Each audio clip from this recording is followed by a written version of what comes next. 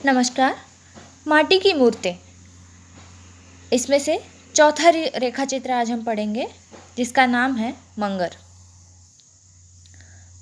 हट्टा कट्टा शरीर, कमर में भगवा, कंधे पर हल, हाथ में पैना, आगे आगे बैल का जोड़ा, अपनी आवाज़ के हहास से ही बैलों को भगाता, मेरे खेत की ओर सुबह सुबह जाता। जब से मुझे होश है मैंने मंगर को इसी रूप में देखा है, मुझे ऐसा लगता है। हाँ, मुझे याद आता है, हल के बदले कभी कभी मुझे भी उसके कंधे पर चढ़ने का सौभाग्य मिल चुका है।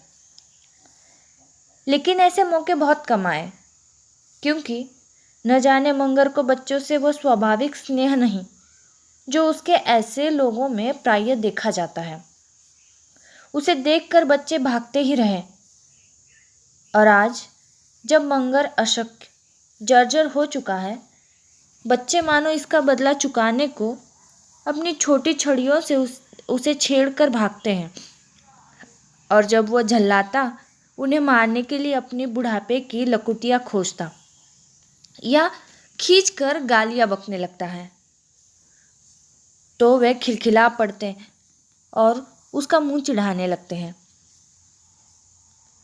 बच्चों से उसकी वितृष्णा क्यों हुई? शायद इसीलिए तो नहीं कि उसे जो एक बच्चा नसीब हुआ वो कमाऊ पूत बनने के पहले ही उसे दगा देकर चल बसा, और जो उसकी एक बच्ची भी सो लूली, और जिसकी शादी में उसने इतनी दरिया दिली दिखलाई, लेकिन एक बार मुसीबत काटने उसके दरवाजे पर वो पहुंचा तो दामाद ने ऐसी बेरुखी दिखलाई कि मंगर का स्वाभिमान उसे कहाँ से जबरदस्ती भगा लाया। मंगर का स्वाभिमान, गरीबी भी स्वाभिमान। लेकिन मंगर की खूबी ये भी रही है, मंगर ने किसी की बात बर्दाश्त नहीं की, और शायद अपने से बड़ा किसी को मन से माना भी नहीं। मंगर मेरे बाबा का अदब करता था, शायद उसके बुढ़ापे के कारण। सुना है मेरे बाबूजी को ये बहुत चाहता था, शायद उनके नेक स्वभाव के कारण। किंतु मेरे चाचाओं को तो उसने हमेशा अपनी बराबरी का ही समझा, और मुझे तो ये कल तक तू ही कहकर पुकारता रहा। किसी की मजाल जो मंगर को बदजुबान कहे। हलवाहों को मिलने वाली नित दिन की गालियां तो दूर की बात। ऐसा क्यों? उसका खास कारण, मंगर का ये हट्टा कट्टा शरीर, और उससे भी अधिक उसका सख्त कमाऊपन, जिसमें ईमानदारी ने 4 चांद लगा दिए थे। जितनी देर में लोगों का हल 10 कट्टा हो जोतता, मंगर 15 कट्टा जोत लेता, और वो भी ऐसा महीन जोतता कि पहली चास में ही सिराऊ मिलना मुश्किल। मंगर को ये बताने की ज़रूरत नहीं कि कल किस खेत में हल जाएगा। वो शाम को ही सारे खेतों को आर आर घूम आता, और जिसकी ताक होती वहाँ हल लिए सुबह सुबह पहुँच जाता। जुताई के वक्त किसी की देखरेख की भी ज़रूरत नहीं। आम हल वालों के पीछे किसान जो लठ लेकर पड़े रहते, और तो भी वे जी चुराते, ढिलाई करते, आज का काम कल के लिए छोड़ते। ये आदत मंगर में नहीं थी। यो ही रखवाली चाहे हरी फसल की हो या सूखी फसल, खलिहान में चाहे बोझों की सील हो या अनाज की रास, मंगर पर सब छोड़कर निश्चिंत सोया जा सकता था। दूसरा ऐसा जन मिलेगा कहाँ? फिर क्यों ना उसकी कद्र की जाए। मेरे बाबा कहते थे, मंगर हालवाहा नहीं है, सवांग है। वह अपने सवांग की तरह तरह ही कभी कभी रूठ जाता था, और जब तक लोगों की झिड़क भी देता था। उसकी झिड़क सबके सर आंखों पर, उसका रूठना और उसकी मनौती होती। कभी कभी बातें कुछ बढ़ भी जाती। एक दिन काफ़ी कहासुनी हो गई। दूसरी सुबह मंगर ने हल लेने नहीं आया, इधर से बुलाहट भी नहीं गई। रुपए हैं तब हलवाहे न होगे। कोई नया हलवाहा लेकर जोता गया। उधर कोई दूसरा किसान आकर मंगर से बोला, मंगरू देख, उन्होंने दूसरा हलवाहा कर लिया है, उन्हें रुपए हैं, 1000 हलवाए मिलेंगे। तो तेरे भी शरीर हैं, 1000 गृहस्थ मिलेंगे। चल हमारा हल जोत, तू जो कहेगा मजदूरी दूंगा। लेकिन मेरा सिर जो दर्द कर रहा है, मंगर ने इसका जवाब दे दिया। और उसका ये सिर दर्द जब तक बना रहा, जब तक झक मार कर मेरे चाचा जी फिर उसे बुलाने नहीं गए। क्योंकि 4 दिनों में ही मालूम हो गया मंगर क्या है। बैलों के कंधे छिल गए, उनके पैर में फार लग गई। खेत में हल तो चला, लेकिन न ढेला हुआ न मिट्टी मिली। फिर खेत की आर पर बैठे भर दिन हलवाए को टुकारी देते रहिए। तब कहीं 10 कट्टा जमीन जूते। मंगर के बिना काम चल ही नहीं सकता। चाचा जी उसके दरवाजे पर खड़े हैं। मंगर भीतर घर में बैठा है। मंगर की अर्धवगिनी भगोलिया ने कहा, मालिक खड़े हैं, जाओ मान जाओ।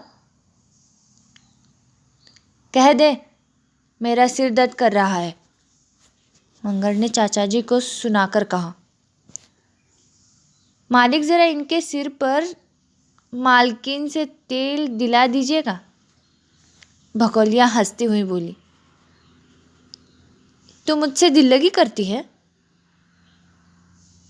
मंगर के स्वर में नाराजी थी। मंगर चलो, आपस में से कभी कुछ हो ही जाता है, माफ़ करो।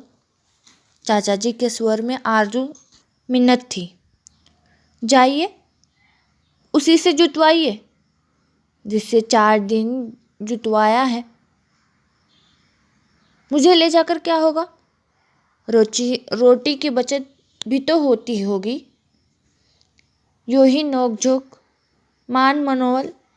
फिर मंगर अपना हलवाई का पैना हाथ में लिए आगे आगे और चाचा जी पीछे पीछे। ये आधी रोटी की बचत क्या? इसे समझा आपने? इसे मंगर का खास इजारा समझिए। जहाँ गांव भर में हलवाई को 1 रोटी मिलती, मंगर के लिए 1.5 रोटी जाती, वो भी रोटी सुवर्ण की हो और अच्छी पकी हो। उस पर कोई तरकारी भी ज़रूर हो, क्योंकि मंगर किसी का कच्चा नमक नहीं खाता। मंगर की भी सभी शर्तें पूरी होती। लेकिन ये 1.5 रोटी वह खुद खाता, ऐसा आप नहीं समझे? क्या अपनी अर्धांगिनी के लिए लाता? नहीं, आधी के 2 टुकड़े कर दोनों बैलों को खिला देता। ये आधी रोटी फिर मेरे ही घर में लौट आती। लेकिन इसमें कोई काट कपच हो नहीं सकती थी। महादेव मुंह ताके और मैं खाऊं, ये कैसा होगा? मंगर के लिए ये बैल नहीं, साक्षात महादेव थे। एकाध बार बात बहुत बढ़ गई तो मंगर मेरा गांव छोड़कर चला गया। लेकिन गांव में रहते उसने दूसरे का परिहत नहीं पकड़ा। दूसरे गांव में भी वो जम नहीं सका। तब तीसरा गांव देखा और अंत मारा फिर मेरे गांव लौटा।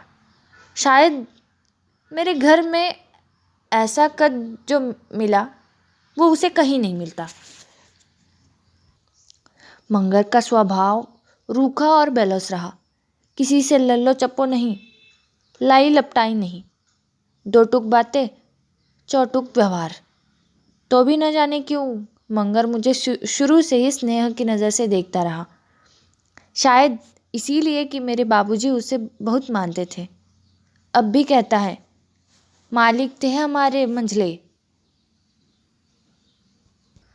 बाबू वो मरे, मेरी तकदीर फूटी। और शायद इसीलिए भी कि मैं बचपन से ही टूअर हूँ। माँ मर गई, पिता चल बसे, तभी तो अपना पवित्र कंधा मुझे दे दिया और सब कुछ बड़ा हुआ। मैं ननिहाल जाने आने और रहने लगा तो याद आता है, मगर ही मुझे वहाँ पहुँचाता। मैं एक छठी घोड़ी पर सवार, मंगर सिर पर सौगात की चीज़ें और मेरी किताबें लिए घोड़ी की लगाम पकड़े आगे आगे। जहाँ नीच ऊंच ज़मीन होती, कहीं मैं घोड़ी से गिर न जाऊं, बगल में आकर एक हाथ में मुझे पकड़ भी लेता। उसके बलिष्ठ हाथों के उस कोमल स्पर्श का अनुभव आज भी कर रहा हूँ। जो बड़ा होता गया, घर से मेरा संबंध टूटता गया। बकौल मंगर मैं तो अपने ही घर का मेहमान बन गया। लेकिन जब 2-4 दिनों के लिए घर जाता, मंगर को उसी रूप में और उसी पेशे में देखा किया। कपड़ों से मंगर को वहशत रही है। हमेशा कमर में ही भगवा लपेटे रहता। उसे धोतियाँ मिली हैं। गोवर्धन पूजा के दिन हर साल एक नई धोती लिए बिना वो बैलों की सींगों में लटकन बांधता क्या। यो भी बाबा और चाचा साल में जब तक पुरानी धोतियाँ दिया करते। घर में शादी ब्याह होने पर उसे लाल धोतियाँ भी मिली हैं। मेरी शादी में मंगर के लिए नया कुर्ता भी बना दिया था। लेकिन धोतियाँ हमेशा उसके सिर का ही सिंगार रही, जिन्हें वो मुरेठे की तरह लपेटे रहता। और कुर्ता जब मेरी किसी कुटमैती में वो संदेश लेकर जाता, तभी उसकी देह ढकता। यो साधारणतः वो हमेशा नंग धड़ंग रहता। और मैं कहूँ, मुझे उसका शरीर उस रूप में बहुत अच्छा लगता। आज एक कलाकार की दृष्टि से कहता हूँ, मंगर को खूबसूरत शरीर मिला था। काला कलूटा फिर भी खूबसूरत, सौंदर्य को रंग सजी और नक्काशी का मजमुहा समझने वालों की रुचि में समझ नहीं पाता। यह कहने की गुस्ताखी के लिए आज भी मैं माफ़ी मांगने के लिए तैयार नहीं। मंगर का वह काला कलूटा शरीर एक संपूर्ण सुवासित मानव पुतले का उत्कृष्ट नमूना। लगातार की मेहनत ने उसकी मांसपेशियों को स्वाभाविक ढंग पर उभार रखा था। पहलवानों की तरह उनमें अस्वाभाविक उभार नहीं आई थी। जंघें, छाती, भुजाएं, सब में जहाँ जितनी जैसी गठन और उभार चाहिए, बस उतनी ही। न कहीं मांस का लोदा, न कहीं सूखी काठ। एक सुडौल शरीर पर स्वाभाविक ढंग से रखा एक साधारण सिर। मंगर के शरीर का ख्याल आते ही मुझे प्राकृतिक व्यायाम के हिमायती मिस्टर मूलर की आकृति का स्मरण हो जाता है। सैंडो की सदाई उससे निराश हो जाती तो आश्चर्य नहीं। लेकिन आज न वह देवी रही, ना वह कढ़ा रहा, मगर वो नहीं रहा। मंगर वो नहीं रहा जो कभी था। गरीबी को वो अपने अक्खड़पन से हमेशा घटा बताए रहा। लेकिन उम्र के प्रहारों से वो अपने को बचा नहीं सका। उसकी एक एक चोट उसे धीरे धीरे जर्जर बनाती रही। और आज उस पर ये कहावत लागू है, सूखी हाड़ ठठ भई भारी, अब का लदब है व्यापारी। उसके शरीर के मांस और पेशियों ही नहीं गल गई हैं, उसकी हड्डियां तक सूख गई हैं। आज का उसका यह शरीर उस पुराने शरीर का व्यंग चित्र मात्र रह गया है। बुढ़ापे के प्रहारों के लिए जो ढाल का काम करती, उस चीज़ का संग्रह मंगर ने कभी किया ही नहीं। आज खाए और कल को झपके, ताको गोरख संग न रखे।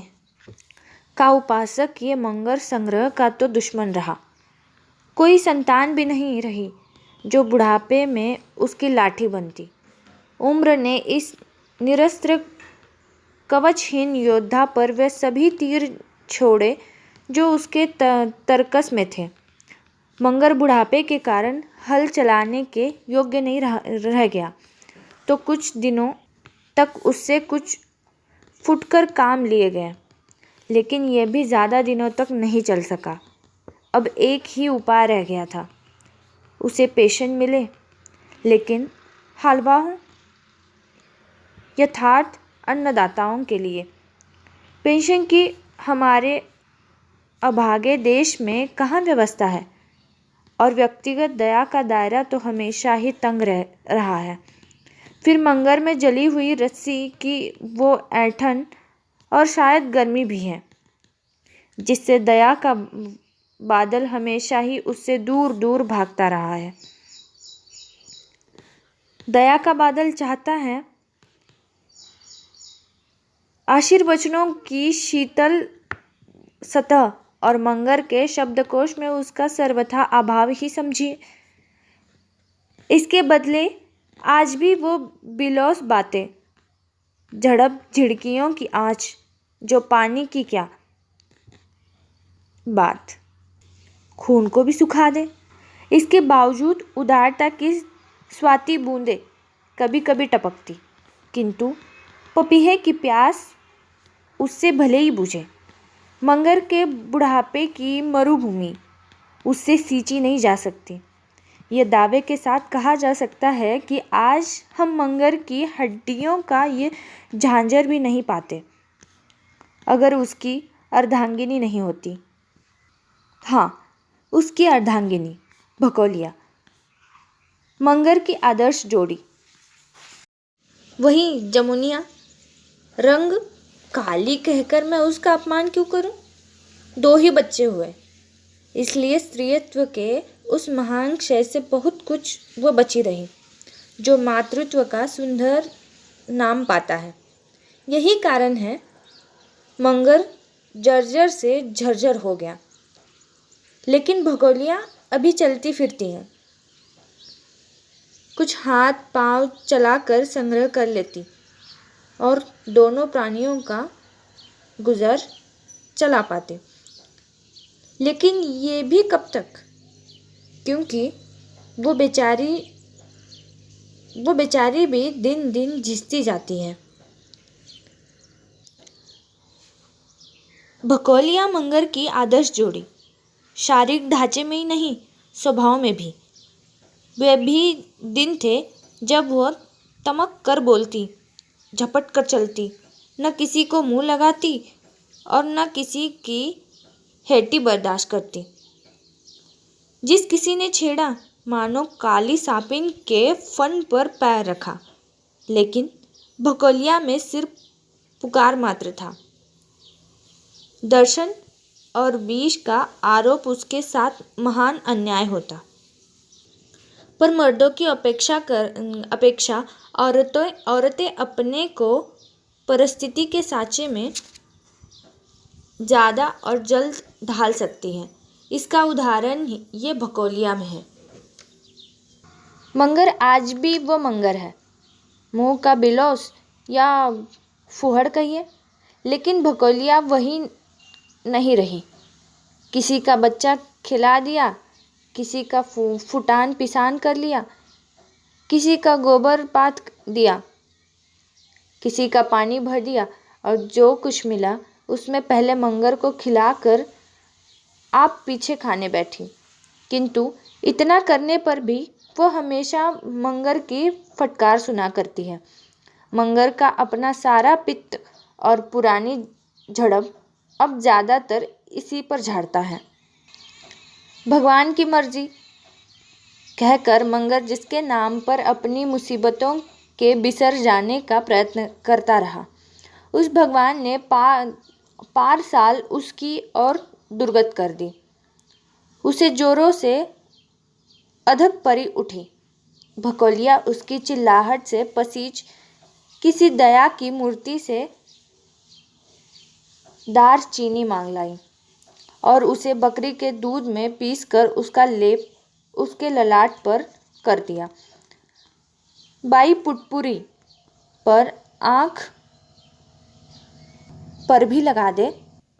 मंगर ने लेप की पहली ठंडाई अनुभव कर कहा, भकोलिया हुक्म बजा लाई। लेकिन ये क्या? जहाँ जहाँ लेप था वहाँ अजीब जलन शुरू हुई। जलन जख्म में बदली और जख्म ने उसकी एक आँख ले ली। जब मैं घर गया, बबुआजी मेरी एक आँख चली गई। मैं काना हो गया, कहकर मंगर रोने लगा। शायद मंगर को मैंने यही पहली बार रोते देखा।